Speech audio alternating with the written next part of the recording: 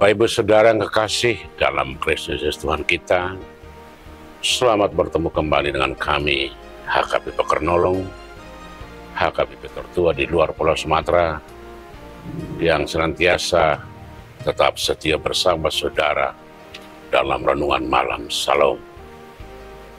Dan untuk memulai renungan ini, kita berdoa. Bapa yang Maha Baik di dalam Kristus Yesus, yang telah menganugerahkan keselamatan bagi kami. Biarlah Roh-Mu membimbing kami memahami makna pengorbanan anak-Mu Yesus untuk keselamatan kami, agar kami meyakini dan menghidupinya. Di dalam Kristus kami berdoa. Amin. Saudara-saudara, firman Tuhan yang menjadi renungan untuk kita hari ini, sebagaimana ditetapkan oleh HKBP, kita ambil dari surat kiriman Paulus. Yang kedua, 2 Korintus pasal yang pertama, ayat yang pertama hingga ayat yang ke-11. 2 Korintus yang pertama, ayat yang pertama hingga ayat ke-11, dan yang menjadi pembimbing ayat yang ke-6. Demikian firman Tuhan. Jika kami menderita, hal itu menjadi penghiburan dan keselamatan kamu.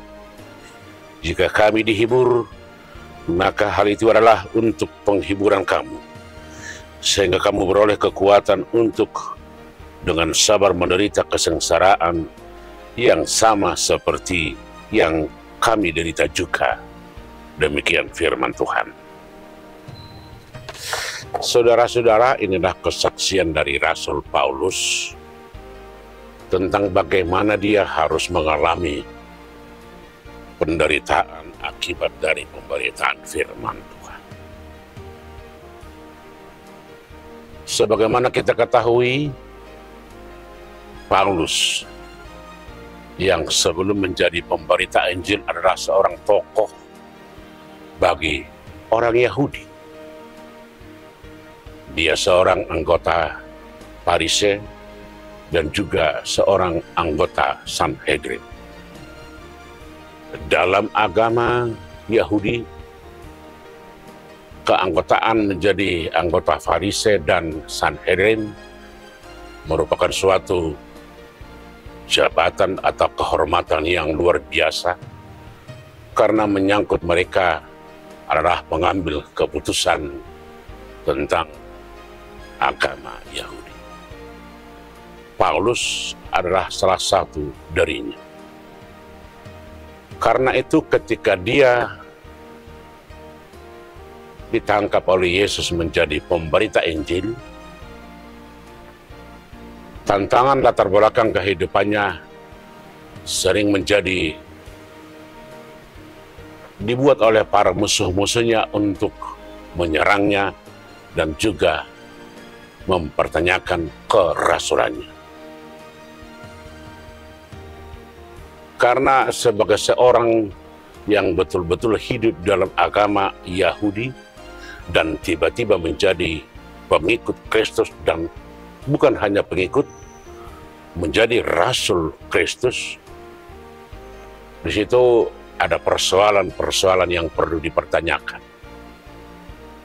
Ada yang mengatakan bahwa kerasulannya tidak sah karena tidak langsung menerima tugas dari Yesus ketika Yesus masih hidup.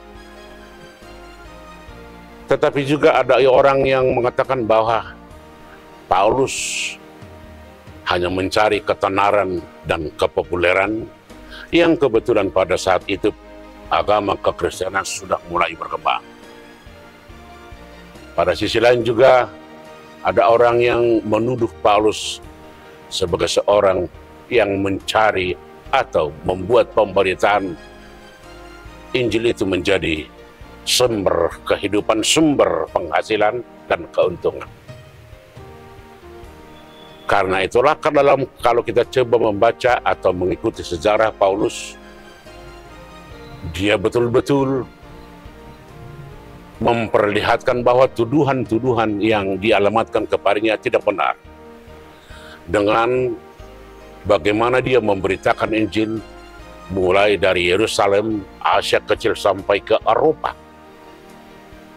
Dari pemberitaan-pemberitaan ini, dari kesaksian-kesaksian Paulus, dia harus berhadapan dengan kebijakan-kebijakan pemerintah, atau juga dari agama-agama Yahudi dan orang-orang yang pada saat itu sedang membenci kekristenan.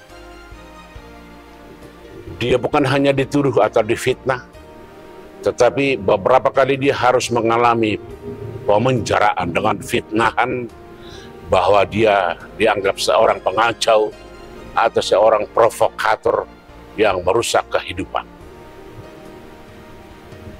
Tetapi Paulus tidak pernah mundur. Dia tidak pernah untuk berhenti untuk memberitakan Injil itu. Itulah menjadi kesaksian yang kita baca dalam 2 Korintus ini. Ketika dia sedang berada dalam penjara, dia mengirimkan surat kepada jemaat di Korintus untuk memberikan kekuatan, memberikan semangat dan harapan. Karena apapun yang dia alami, baik tuduhan, baik penjara, baik penganiayaan, baik tantangan-tantangan yang setiap saat dia harus hadapi, justru itu menjadi kekuatan bagi dia, bagi Paulus untuk semakin teguh dan tidak goyah dalam pemberitaan firman Tuhan. Penderitaan yang dia alami, kesengsaraan yang dia derita, tantangan yang terus-menerus dia hadapi, bagi Paulus itu menjadi kekuatan bagi orang-orang di Korintus, bahwa sehebat apapun penderitaan, sehebat apapun pergumulan, sehebat apapun kesengsaraan yang dialami, Tuhan tidak pernah membiarkan dia untuk menjadi tidak berhasil, atau katakanlah untuk menjadi gagal atau untuk jadi binasa. Tetapi dia semakin teguh dan kuat dalam pemberitaan Injil itu, agar berita keselamatan sampai kepada semua. Kenapa Paulus bisa sehebat itu? Karena dia telah menerima tugas, dan yang paling luar biasa dia pahami, kematian, pengorbanan Yesus itu adalah suatu anugerah yang tidak bisa dinilai, atau katakanlah itu adalah kasih Tuhan yang sangat besar. Bagaimana orang yang penuh dosa, penuh kejahatan, yang tidak patut dikasihani, yang tidak masuk dalam kalangan orang-orang yang dihitungan, tetapi menjadi orang yang dikasihi, orang yang utama, orang yang betul-betul diampuni dan dibebaskan.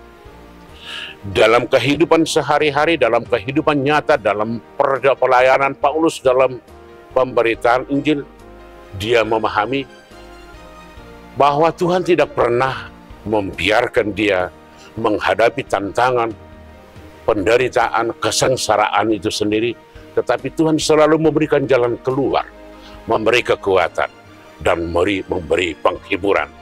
Dengan demikian dia menjadi kuat dan menjadi semakin bersemangat dalam pemberitaan ini. Dan itulah yang disuarakan kepada orang-orang di Korintus, agar penderitaannya adalah juga menjadi penghiburan bagi orang-orang Korintus.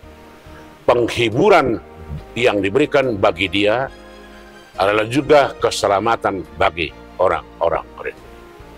Karena itu kalaupun menderita, kalaupun mengalami kesengsaraan, kalaupun mengalami tantangan dan godaan, cobaan, bagi Paulus itu adalah suatu dinamika kehidupan yang semakin memperkuat iman percayanya, memantapkan langkah dan prinsipnya untuk semakin teguh dalam memberitakan firman Tuhan.